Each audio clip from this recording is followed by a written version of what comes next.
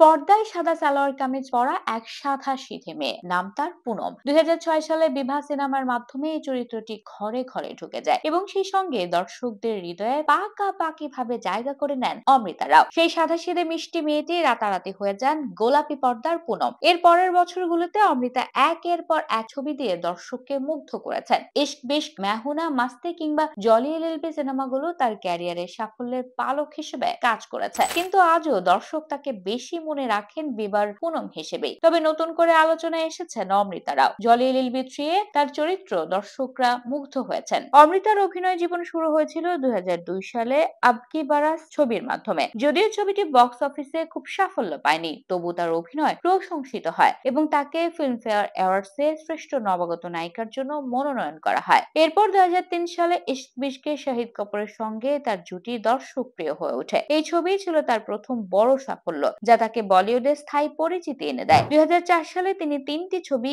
মাস্তি, মেহুনা এবং দেওয়ারে অভিনয় করেন। বিশেষ করে মেহুনায় তার সঞ্জনা চরিত্র দর্শক এবং সমালোচকদের কাছে বেশ প্রশংসা পায়। তবে অভিনয় শুরুতেই অমৃতা জনপ্রিয়তা পেলেও বলিউডের রাজনীতির মুখোমুখি হন তিনি। এক পডকাস্টে নিজেই বলেছিলেন, বিশ্বাস করুন, আপনি যদি আলোচনায় আসেন, অন্যের কোন নজর আপনার লাগবে। আমি নিজের অভিজ্ঞতা থেকে বলছি। ইশক বিশকে রাতারাতি জনপ্রিয়তা পেয়েও অমৃতা অনুভব করেছিলেন বলিউডের অন্ধকার দিক। এক অ্যাওয়ার্ড শোতে তার ছবি বাদ দিয়ে অন্য অভিনেতাকে কাভার দেওয়া হয়েছিল। বলিউডে টিকে থাকার লড়াইও সহজ ছিল না। তার শারীরিক গড়ন নিয়ে তাকে কটাক্ষ করা হতো। এসব অসুবিধা বরং তাকে নিজের প্রতি আত্মবিশ্বাসী হতে শিখিয়েছে। বড় ছবির প্রস্তাব এসেছে, কিন্তু শর্ত ছিল চুম্বন দৃশ্যে অভিনয়। অমৃতা কখনোই পার্টি প্রিয় ছিলেন না। কাজ শেষ হলে শুধু নিজের বাড়ি ফিরতে পছন্দ করতেন, যা বলিউডের গ্ল্যামারের সঙ্গে মানানসই ছিল না। 2006 সালে বিবাহের পুনম চরিত্রের মাধ্যমে অমৃতার ক্যারিয়ারের সোনালী অধ্যায় শুরু হয়। ছবিটি দুই ব্যক্তির নির্মল প্রেম থেকে বিবাহ পর্যন্ত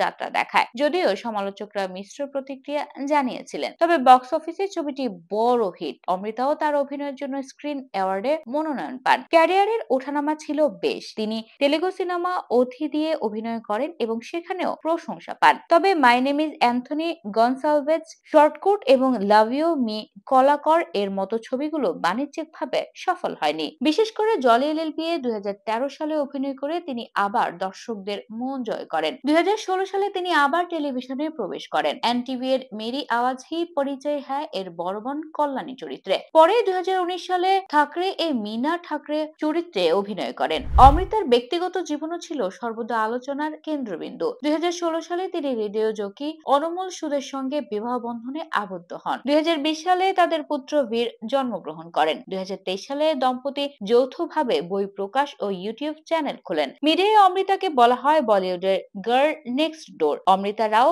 এর ক্যারিয়ার ছিল একদিকে সহজ, অন্যদিকে কঠিন। চেষ্টা, আত্মবিশ্বাস এবং প্রতিকূলতার মধ্যেও তিনি স্থির ছিলেন এবং নিজেকে গড়ে তোলেন। বলিউডের স্বতন্ত্র চরিত্রের জন্য তার পথ তৈরি হয়েছে, যা আজও নতুন প্রজন্মের অভিনেতাদের জন্য প্রেরণার উৎস।